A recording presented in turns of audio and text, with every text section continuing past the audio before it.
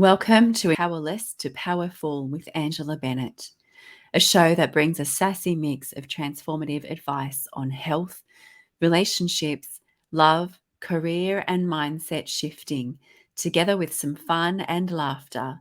Powerless to Powerful with Angela Bennett begins now. Hello and welcome to Powerless to Powerful.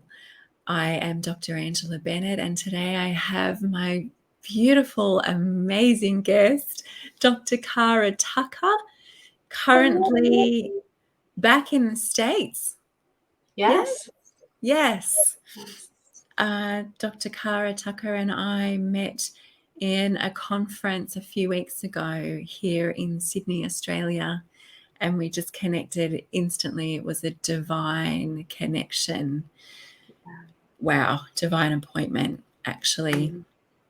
So it is my honor to introduce her to you and for her to share her story. Dr. Cara has been a clinical psychologist and professional coach for the past 20 years. Her career has allowed her to see and experience prison work, rehabilitation, and emergency medicine. This says that you currently reside in Australia, but you don't at the moment.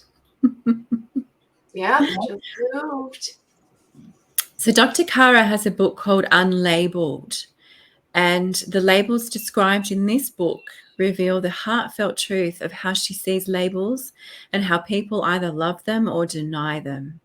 She believes compassion is key to any perception, and it starts with loving yourself and how you see yourself in the eyes of others. Dr. Tucker knows labels well because she denied a job opportunity with the Federal Bureau of Investigation in order to pursue life in public rather than undercover. What label are you keeping undercover? Do you seek a new label? Does the label you have define you? Oh, gosh. This book will take you through a personal journey, a path of discovery, and a different perspective in the hope that you find and seek personal truth of freedom. Dr. Tucker brings you into the depth of the psyche with elements of practical advice and checklists to journal for further exploration. She enjoys combining a bigger discussion of self-help with a sense of asking better questions to seek better answers. Problems may or may not be imagined, and labels just might be the same. Ooh. Oh, all right. She provides retreats, individual consulting, and masterclasses to support you or others you may know. So, Dr. Cara, what an honor to have you here. I'm so excited. That was actually the perfect introduction. I know that I was a little disorganized and I do apologize. Forgot to ask you for your bio, but that intro in your book was actually quite perfect for this discussion that we can now have. Yes. Oh, yeah. Isn't that kind of crazy? How God just kind of brings you obviously through. I always say when you join in with God, he will just bring you on a whole nother adventure. But little did I ever know that my job was to label people, right? So that was what my job was. It was like this many symptoms add up to then equate to this label, and then I'll prescribe a treatment, and then, you'll get better, right? And doing that for so many years, all of a sudden it was like the Lord placed on my heart. He's like, no, I've brought you now here to actually reveal why they are not these labels. Wow. And I was like, oh, so you're going to have me not label people now. So totally that common cliche comment, which is like, you're going to label them, and then you're going to learn all of this doctorate and all and postdoc, and then you're going to unlearn all of that now. So it's like recon to decon sort of thing. So it has been that. And I have so been living my book out as well. So it's been a full ride for sure, and an amazing one. So yeah. So you've moved. Thank you for sharing that. That was Yeah. really powerful. So you've moved from Australia back to the States. Why that move? No, so I was originally like 10 years ago, my family and I was in a position where my kids were young, and the Lord said, I'm going to take you to a place of training. And I was like, okay, where, And I had recalled a couple of semesters prior to that, some of my cohorts had decided to go to Australia, and they said, you've got to go. And I'm like, oh, okay. And something was placed on my heart to just kind of search for a position in Australia. And then all of a sudden, this one position came up. And before I know it, the Lord was placing an entire practice on my heart. And then, 20 to 40 clients turned into 22 clients, 2,200 clients. And I started training and teaching other psychologists in the process. And Wow. then, after that, probably about 6 to 7 years in, which is really consistent with scripture, but like 7 years in is kind of a time of completion. And so I went into I just prayed, and I was like, where are you taking me? What do you want me to do? And just that's when COVID hit. And then it was like, no, you're going to press on a little bit longer. You're going to do something for me, so to speak. So keep doing the practice, keep working that. And trust me, I was trying to hold on for dear life on that one, because it was just like, oh, you know, we got busier. So obviously during the time of COVID, we got super busy. And then after that, it's like, and now you're going to release what you've built, and you're going to let someone else take it over. And they don't really reveal to us that a true person that follows prophetic words, I guess, if I may say, um, you are actually a builder, really. And, you know, the common feature of, what Jesus did was he was a carpenter, right? So he built things to recon to decon, right? And so following in those footsteps, and which I really love Jesus and his character and his walk. And I really try to do the best I can with seeing every characteristic of Jesus and how that plays out in my life. And I realized he's like, you're now going to let this go. And I'm like, okay. And he let me know that. And then it was my husband that came to me probably about a month after that and said, I want to go back to the States. And I was like, well, then that would make sense then, wouldn't it? So we then prayed and just got our pros and cons list. And we had a family meeting and said, okay, what are the pros about United States? And what are the pros about Australia in that time? And then what are the cons of Australia? And what are the cons of United States? And so we all put it up there. And then I did it as a kind of an exercise to get that seed planted in my family's heart.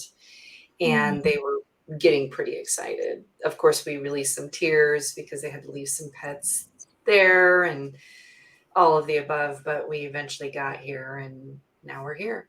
So we've moved here about 7 months ago, and it's been quite a transition, but I still fly back and forth to Australia for business due to consulting with companies and things like that, because mental health and the strategy of working with mindsets is pretty key in any business organization.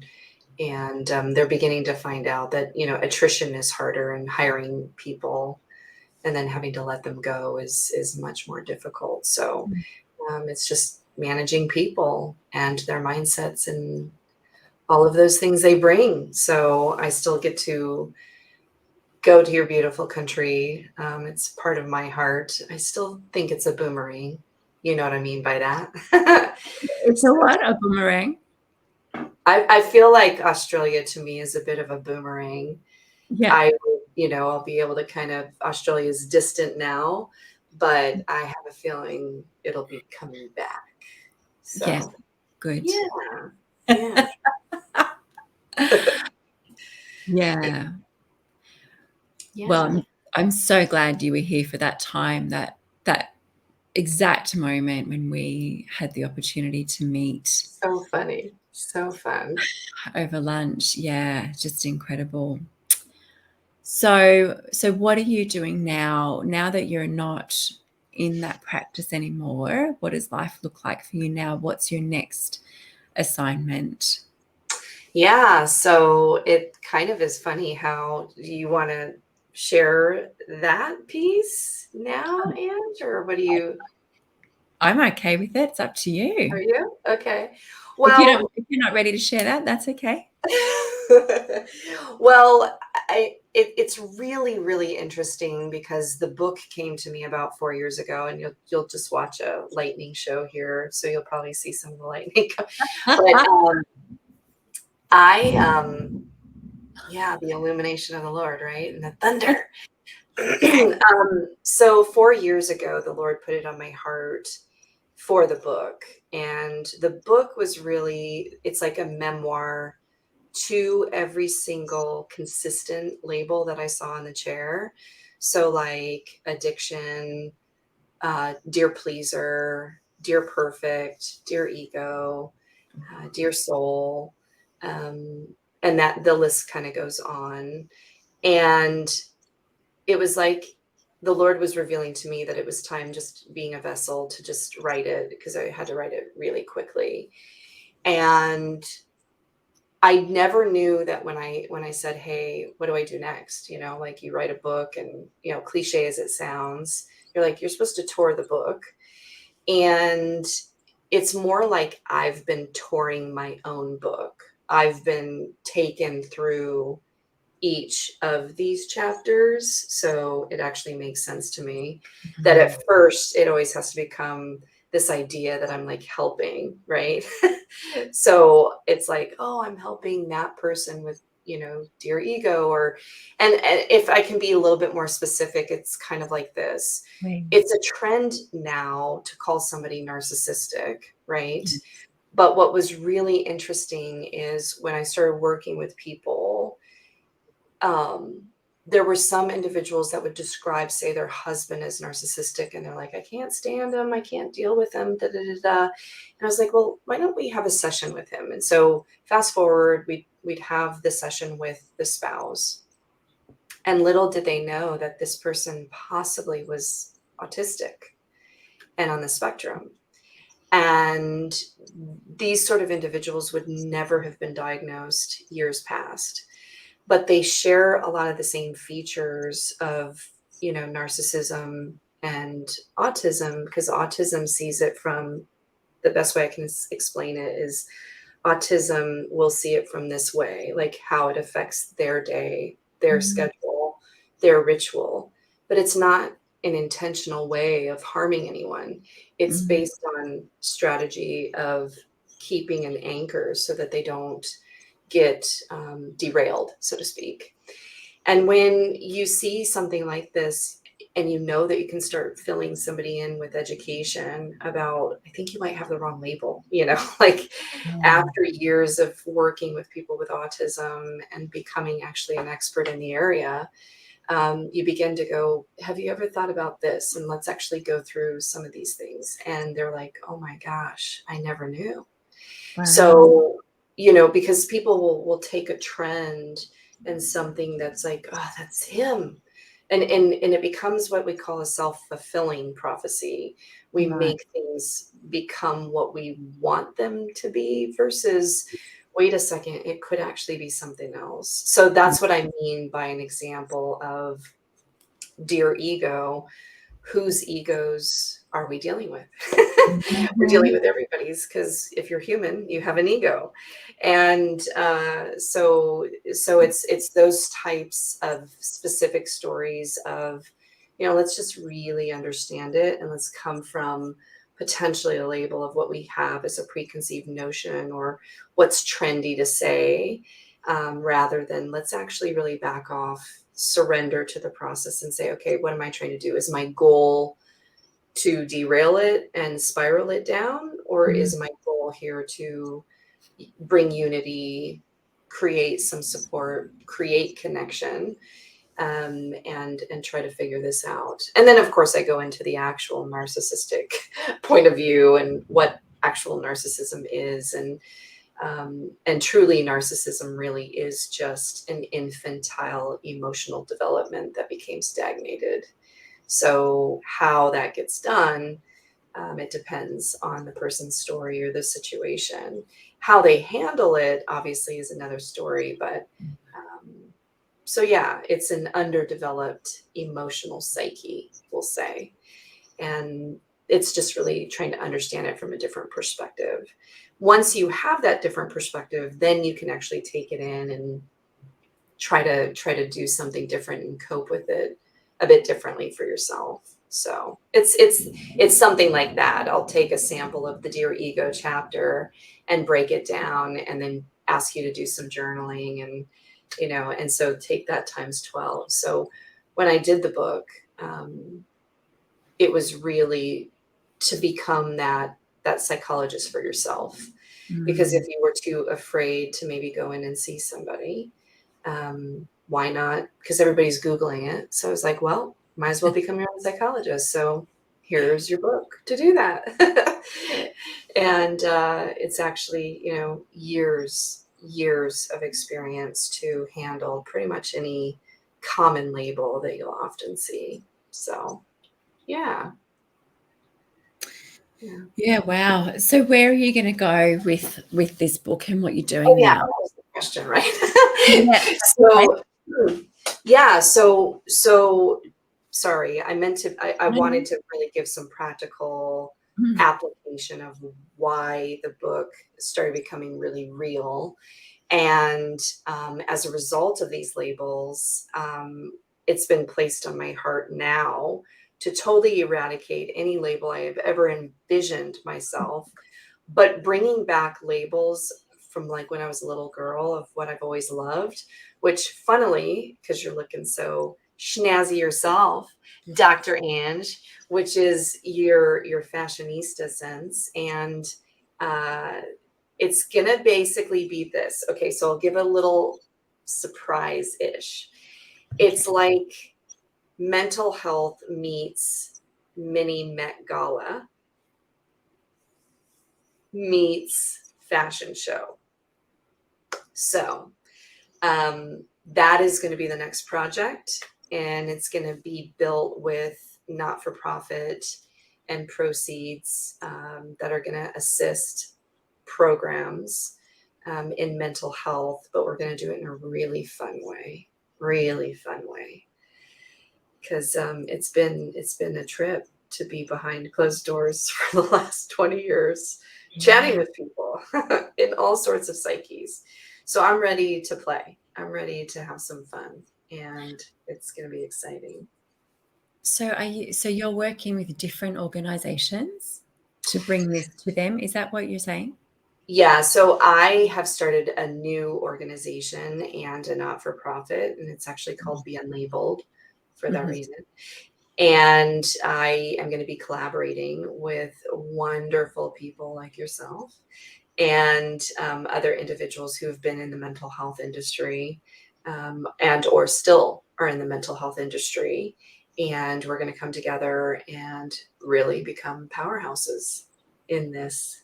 So it's going to be an event that you will not want to miss. Let me just say that. Absolutely. Yeah. Absolutely. It's going Yeah. to be But I do amazing. retreat still now. So I do retreats based on this, like Dear Pleasers, Dear Perfects. And we do retreats on really doing an excavation on what dear pleasing actually really looks like in your life, and dear perfection, and how that can really, I guess the best way to say it is have mental chains on you. So Yeah. we eradicate these during weekends, and you will not feel the same after what you learn. That's for sure. Yeah. Yeah. This question keeps popping up. I'm like, that's really weird, but I'm just going to ask it. Yeah. Do you have a favorite label to work with? Of course. It's a good question. Um, Believe it or not, I I find that it's really like there's two leading ladies, I call them. There's a co-star and then a prime star. And the prime star, like unconsciously, is dear pleaser. And then the co-star is dear perfect.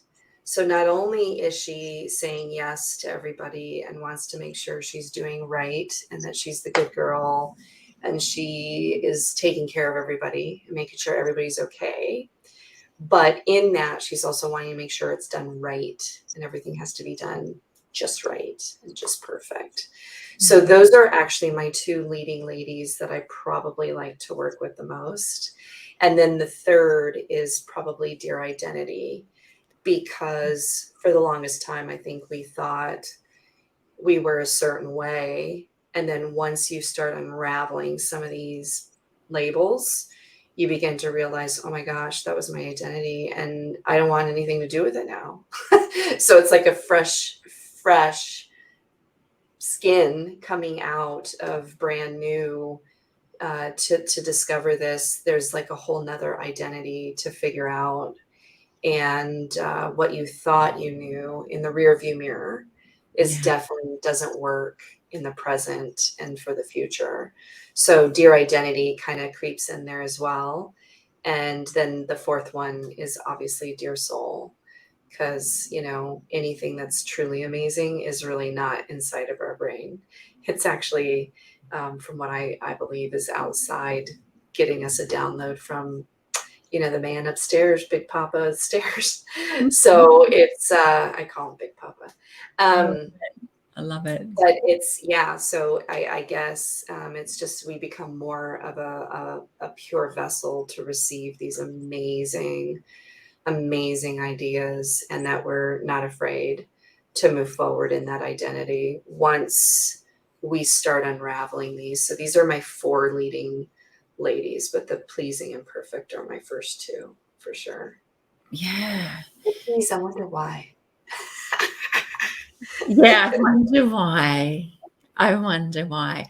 Because Yeah. that is such, I can imagine when you've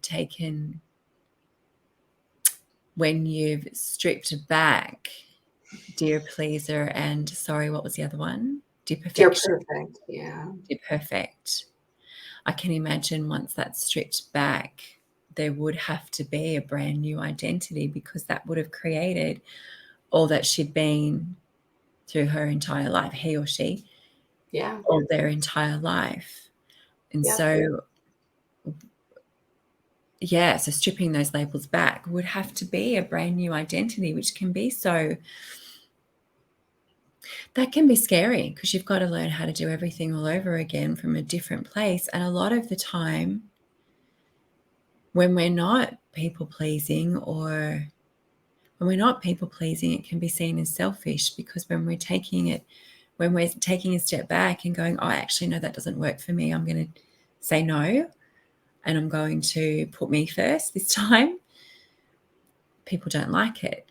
And usually it's that when our boundaries and our identities tend to shift, it's those who benefited from them previously who no longer benefit from them, or the lack thereof, boundaries, who have an issue with it. And so then it comes back onto us, and then having to learn something new, that must be quite major and frightening at times, because those labels can be quite limiting initially, and then to try and find something else. Yeah. And, you know, something that comes up, it's really, it's kind of an angle that a lot of people don't go into. There's some individuals that are still trying to learn confidence and still trying to gain some clarity and confidence and really setting that piece up and self-esteem. And that, I think, will forever be probably embedded with women in general. But there was this piece that when I was younger, I really strived for perfection, right? So I wanted to be a doctor by the time I was 30, which I achieved. And I didn't realize what I was asking for. that responsibility very quickly, many people were saying, like, you're the expert, when all I had dealt with was really text at that point. And so and of course, real life circumstances and things like that. But from my perspective, and then what was actually happening, I'd never been faced with decisions like this before, or assessing certain behaviors like this before. And imagine a 20-year-old girl in the midst of a prison where there's 1,800, offenders, and I'm 20 years old. And so I wore power suits. I would make sure that I had a ring on, when I actually still wasn't married. Like, there were personas and identities that I jumped into, just out of possibly self-protection and a sense of what I perceived as an identity, and being called the expert and supposedly knowing what you're supposed to know. There was some really, lessons that needed to be learned in that.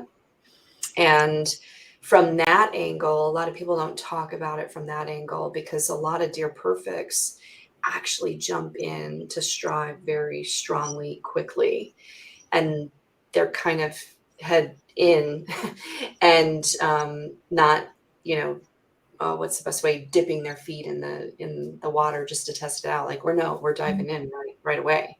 We're like, I don't care. I'm just going to do it. Yeah.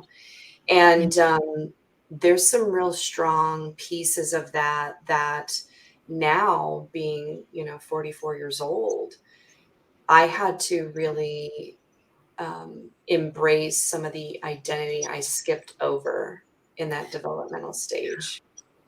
So that's funny, because I didn't really write about that process in the book, but it's coming up now, and it's like, that angle people don't talk about. That angle, because you get all these acclimates and all these things, but never did anybody want to say, well, actually, this identity is way before my time, you know.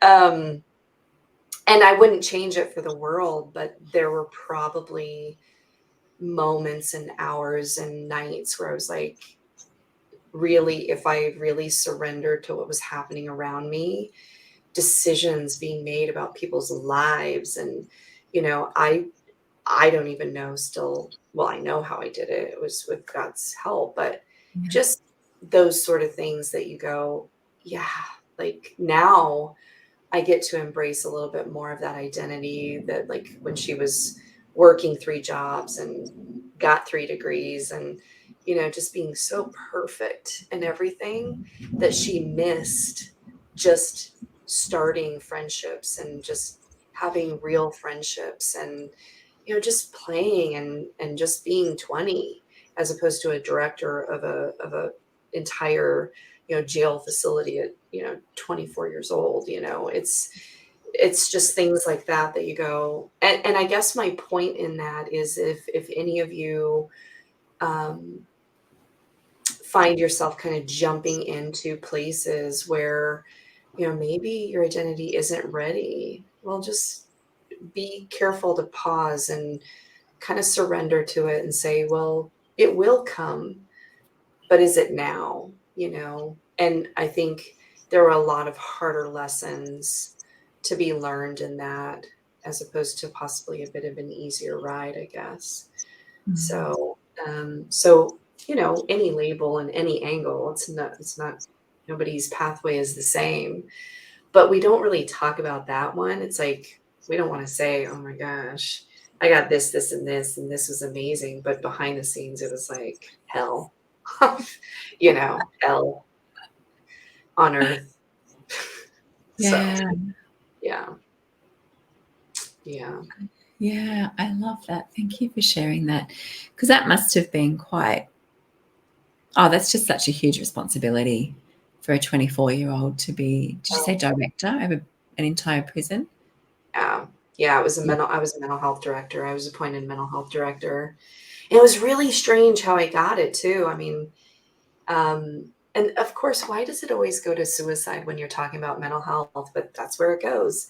And I'll bounce right out of it if we need to. But, um, believe it or not, it is these trajectories of a door opening. And it just happened that the previous director's husband had committed suicide.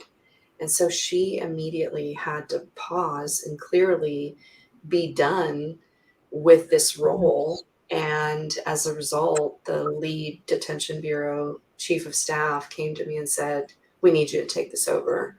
Now, had Mm. I paused, but yet that was the ladder I was climbing, and of course I wanted that position. Of course I wanted it, because that's what you do in corporate. You achieve to hierarchically get what you need and what you want, and I don't know what I was chasing. I didn't know what I was chasing, if I was chasing the role and the money or both. And also helping people clearly. But yeah, it was crazy how that kind of came in. Um, but I wouldn't change it. And then I then went further to postdoc and continued there. And then, because I always knew I wanted to build a practice. I always knew that. Yeah. But and this is where I think this is where the book came in and it really hit me. Not once did I go, okay, now that I've achieved my dream, now what? Because I was always climbing. And I Yeah. think that that's where Dear Perfect becomes kind of my favorite too, because she was pleasing a schedule to get to the mountain. Once she gets to the mountain, did she realize there was another mountain? You know, Yeah. like, wait, how many mountains are there in this life? And so once I got to the destination, I was like, wait, wait, wait, am I happy? And then Mm. that was when the real lesson came in, and the transformation, which is always in our pain, right? Yeah. There's triggers and transformation. And I really realized I was like literally saying to myself, I'm a doctor in clinical psychology and I help people.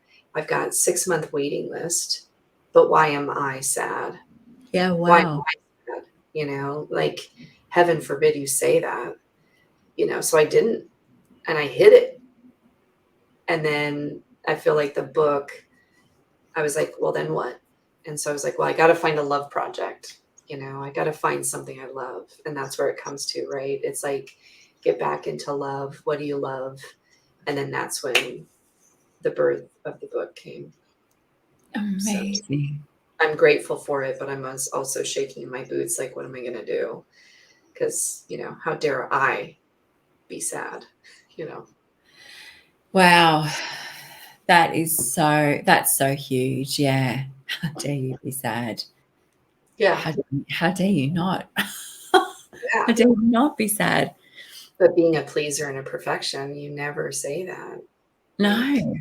and nor was my feelings the most important one in the room Wow. based on what I was dealing with in that moment. So, heaven forbid you say anything, you know. And how So many I get, I was a lucky one, because my surrendering and my humility made me want to yell it out, which was the book. So I'm like, well, clearly there's got to be other people like me who won't go and see a therapist, which of course we had to, by the way. So I've done the work. yeah. but um but what if people didn't? And then that's when that came in. It's like, well, what if other people are not? They're going to still be clever and they're just going to read books. So I might as well get them to read a book, and maybe, just maybe, they'll get something out of it. So, yeah. That's so good. Crazy. That's so good. And how many people of us are living in those spaces of sadness or whatever it is that we're hiding and just trying to get on with it and burying that because we're not okay with actually admitting what's really going on. But it's okay to not be okay. Yeah. And I feel Yeah. it's becoming less taboo. It's becoming more acceptable to be able to put your hand up and go, actually, I really need help. Yes. I think we've been seeing that, right? Probably for the last couple of years. Now there's a bit of a trend where it's like but this is my identity now. So I'm depressed, so leave me alone. So Right. now there's a swing and a pendulum of, but this is now what I am, and this is what I have. And then it's actually now also started forming an identity. Um, so the anxiety is like, I'm anxious and that's why I can't do this, and it's not about excusing it, because I definitely know there's a place to hold that Yep. feeling. Yep. But I think being that clinical psych, I'm like, well, if I'm angry at my sadness and I'm angry at this, somebody else has got it. So I was just like, no, we've got to also, there's a fine line of, I'm allowed to have this, but I'm not allowed to marinate in it. And Yeah. so how do we clean that up so that we're still kind of moving and fluidly going in flow and working with that it's like, ooh, I am feeling sad and I can attend to that, but I'm not going to let sadness define or become an identity.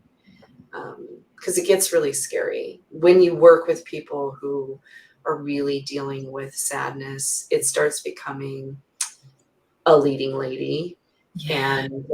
and people start protecting it. Like so people will fight you off to defend why they need to hold the sadness or Yeah. why they need to have the anxiety, because heaven forbid if you remove that identity, then what would happen? That's right. Because if anybody would have removed my perfection out of my way, I would have said, oh, you got another thing coming. You know? Yeah. Don't you dare. So it's the same thing, whether it's sadness, whether it's an addiction, whether it's, I think on some level, we all go through a period of denial. Or we're like, oh, I don't even know what you're talking about. What? Yeah. I don't even know. Because it's praised. Perfection and pleasing are praised. Yeah. Right. That's interesting. Mm. Oh. So maybe can we shed a little bit? Could you shed a little bit of light on Dear Survivor? What? Yes. Yeah. Right? So, do you want it from the perspective of what I saw in the chair, or are you wanting me to answer it from my current client base, or I don't know, what angle you want to see it from? Interesting question. I think maybe from your current clients' point of Yeah, view. What do you yeah. think? Are you feeling that? Yeah, that's good. So right now I've got a couple of clients right now that just meet that. These are these really clever women, very savvy, top of their game, lawyers, um, head leading managers, CEOs, and they've just been brave enough to come and work with me. And that part is stepping right into a vision of survivor right away. So if anybody is dealing with any of this, I always say you cannot do it alone, because Mm. you are emotionally biased to your own mindsets, honestly. Um, so I say that mindsets are like concrete. We've got to take a jackhammer to them. And I'm actually like a jackhammerist. Like, I'll take a jackhammer to your mindset and shake it up a bit, because Wow. it gets you to kind of question what's actually really going on. So the Dear Survivor piece of this is, there's this reclaiming that, in a nutshell, if you don't take some shifts and some jackhammering to your mindsets, the brain doesn't know the difference from present and past emotionally. These are why they're emotional memories. And there's structural reasons in research why. So the amygdala, in addition to the limbic system and the hippocampus. So there are structural reasons why this is built and why it doesn't know it's the difference. And so the brain will replay or attempt to replay subconsciously what it had in your childhood, adolescence, all the above.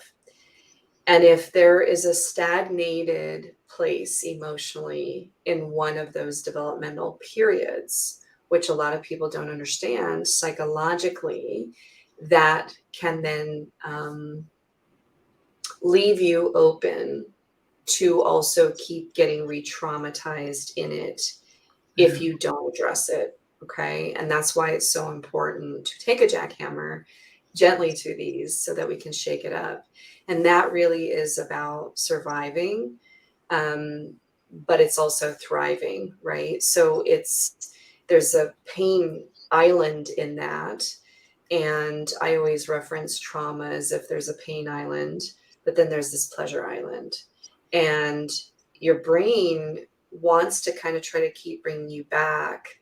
But once you go, I'm not available for that. I'm choosing not to be available for that. I'm taking pleasure in the things that I really enjoy that are quite simple. And sometimes I say boring is healthy because we retry to get out of pain, island by jumping into different pleasures, which then still unconsciously create more trauma sometimes. So it's like a rubber band and it will snap you back into pain again. So we've got to really know, one, what we're playing with, the content and the character and the origin of that replay, and then the video and the screen of what the ideal would be and what we would like to see. And just being able to do that, we create that dear survivor. And then we surpass that by thriving. And there's certain techniques, obviously, in certain ways, but we go through, if one of these labels could talk back at you. So it'd be something like this, Ange. It's like, well, dear perfect walked into the room. Look at her. She's so perfect. And she's actually just hairspray right now. But like, here's dear perfect. And she walks into the room. What does she do for me? What does she say to me? What does she tell me? What is she talking to me about? Like, what is she, and we kind of create a persona in that dear perfect. Like that would be a technique that I would use to see what is being said, why I'm subservient to the dear perfect, or why I want to protect her, or why I want her in the room. So it's almost like doing family therapy with your labels is the best way I can explain it on a whole nother level. But I kind of get into multi-layers of the brain when doing this. And so when people actually read my book, they literally say, I have to get my head wrapped around this book, because if you don't do the work, you can get lost in the first question. So it's really understanding where I'm going with it. I get very in depth pretty quickly because obviously my experience. And I said, we can't waste time. Let's go. Yeah. So once we go there and we dig that out and start really working with them, Dear Survivor emerges. And just the phenomenal testimonies of these women, they just go, I just feel lighter, like I've never felt. Like what they've been carrying, that emotional cloak and that heavy emotional closet that they've been staying in, they didn't realize they were holding on to it. So as a result, they just feel lighter, they see clearer, they see colors in a different way, they hear communication in a different way, they see atmospheres differently now. It's a whole shift, and it literally changes and saves people's lives, just by simple, well, not simple, but, obviously it takes years to get to know the brain really well and what it likes to do and where it likes to hide and where it likes to, do its thing. But it's an honor to work with beautiful people's brains. Thought surgery, I say. What was that? Thought surgery, I Thought say. surgery. Yeah, I love that. Wow. That's so powerful. Thank you for delving into that. Yeah. Hopefully people get something from it, or maybe take one of the techniques that they can use personally, um, at least to start the process. Yeah, Yeah. absolutely. Yeah. So, is there anything you'd like to leave with our listeners before we wrap up at the Well, end? okay. So it was kind of a little something that you said in the bio. Um, and it's like, if problems are perceived, it is the language that you're telling yourself. And Mm, we are lexiconically designed. So what do I mean by that? Logos, words, communication. We've learned this since we've been in the womb. We've learned this since we have been in the womb. And so our brains get attentive to certain words or certain language to mm, ourselves. And so if I can leave you with this, begin slowing down the thought process, because some of us are just so busy, especially my clever women. We're going 150 miles an hour. yeah. And if we can just sit in that space and reflect, and just the thoughts to be slowed down a bit, I think we can start unpacking what it is that we're really avoiding or hiding, or not really wanting to say what we want to say. Yeah. And and to that, I want to leave you with that, because it's just that dialogue that we have with ourselves. I know it all too well. Well, don't we? Yeah. And dare we say our, you know, pretty little things, and then our dirty little secrets, right? Yeah, right. So, but Mm, yeah, you can catch me. I've got two kind of handles. One is my fun handle, where it's just things behind the scenes or things that I'm just having really fun with. And it's actually Instagram, Dr. Cara Tucker, CaraTucker, with DR in front. So Dr. Cara Tucker. Those are just certain projects. Like, I'm restoring a historic home right now, and just I say, what color are you feeling today? Or, so I have fun with you psychologically as well. You'll never know what I'm gonna do next. Then the more serious, not really serious, but like the more like sophisticated professional handle I have is b.unlabeled on Instagram. So you can find me on Instagram and Facebook, okay. and at Thrive with Dr. Cara on Facebook as well. But be unlabeled, anything in that you're going to see. And yeah, and I've got a retreat coming up in Amazing. Hawaii. So please, I'll send you the link to that. And because I think if anybody would love, if we could, yeah, that would be amazing. We've got only 14 spots left, and Wow. we've got 22 beds, but there's two of us included. So we've got an early bird special happening right now. So I would love for anybody who'd like to come out and spend a bit more time. And I say, if if you've got objections, oh, I can't do the group thing. It's like, well, you're never going to see them again in your life. So Yeah. come in, dive in, and then leave. Yeah. So, and what better place to do it, Yeah. otherwise? With you also leading the the show, Yeah. just leading the whole session, like it'd just be such a safe place for people to be able to share in the group, because you're not going to bring people together that wouldn't work together at the Oh, same time. yeah. Yeah. Yeah. And my colleague, Dr. Gabby Tolozo, will be with me, and she just can hold the space of safety like no other. Um, Beautiful. so yeah, it's gonna be a treat. So that's the main things I'm doing. But you can subscribe. I've got a little subscription to something a little bit more, where you can actually get techniques and You can find some of those on the handles there. But there is a quiz there that people can take to see what label is their leading lady. So that's at the top of the page. So take it. Take the quiz. That's based in my research, which is kind of like Brene Brown, you know, like you sit in it for as many years as you do, and you're like, okay, that is basically what that dialogue is saying.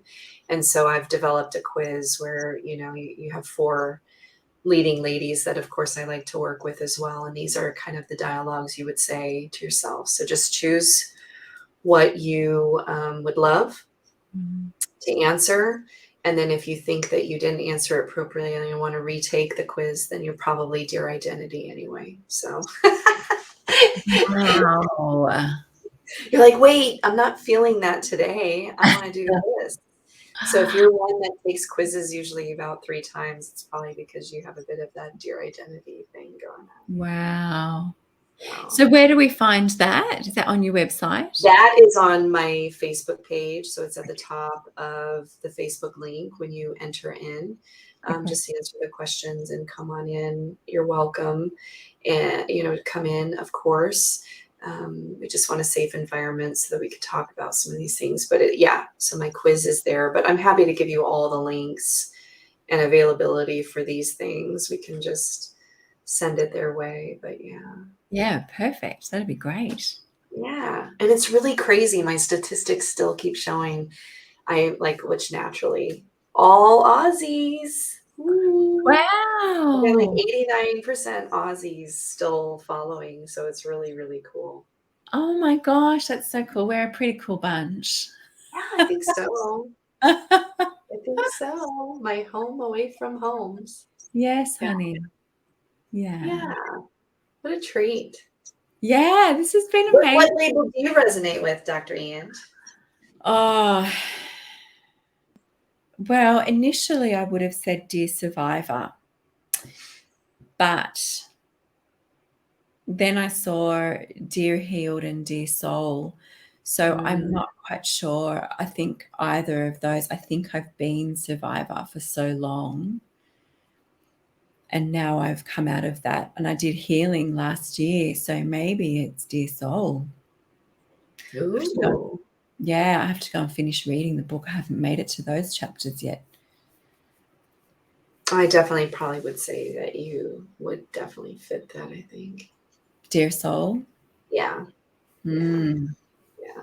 Now I'm excited to go and read it. My ego. And for some who might be watching this, you know, they're probably spiritually maybe still in the closet. I call them come out of the spiritual closet. So much more fun. Yeah. I tried hiding away from those spiritual things for the longest time, but just people knew it before I did. I was like, yeah, duh. I am awake. My soul is awake now. I get it. So, yeah. This has been amazing. I'm going to go and do your what did you call it? Not survey. It's a quiz. Yeah, Quiz. it's called the Unlabeled quiz. Yeah, I'm going to go and make a cup of tea and do the quiz. Yay. It'll be fun. It's really fun and it's really simple. It's literally like 7 questions. So it can grasp your attention quickly, get it done. I knew what the psyche can handle, which is like a toleration of about 2 minutes. So I was like, there you go. Take it. You're so good. You're so good. And I'm so excited about Unlabeled and what's to come. Seriously, my mind was blown the way we were introduced and the way we connected instantly and the doors that opened and what's about to come and the impact that we get to make alongside each other for the kingdom. And yeah. You got to play a significant part in it, by the way. Yeah, wow. No pressure. Yeah, not at all. Not at all. And it's a heartfelt, everything about it is just, it makes my heart sing, everything about what you're doing. Yeah, and it's just such an honor to know you and to be continuing to know and understand you on a deeper level, and experiencing you and all that you encompass. And having you here on the show has just been a gift, a real gift to me. Oh my gosh, thank you. Thank you. And Oh, thank you. To the listeners as well. And yeah, how cool you've got all these Aussie followers, because my network has, I know, my network has been mostly American, so I'm excited to That's cool. like share each other's networks. It's amazing. So good. And if there's anything that's triggered you throughout this conversation, I mean, Dr. Cara is just amazing in the way she presents things so sensitively. And if there's anything that has triggered you or you need to reach out to her, please do so. Please do. Please do. Yeah. Yeah. Well, until next time, beautiful one. Thank you to all my listeners. Please share this with anyone who you know or think even might need to hear this and benefit from it. It's been an absolute honor to have you all here, and I'll see you on the next show. Mwah! Follow Angela on Facebook and LinkedIn at Angela Bennett, on Instagram at AngieB_transformations, or visit angieb.com.au. And remember, your past does not define you, it refines you.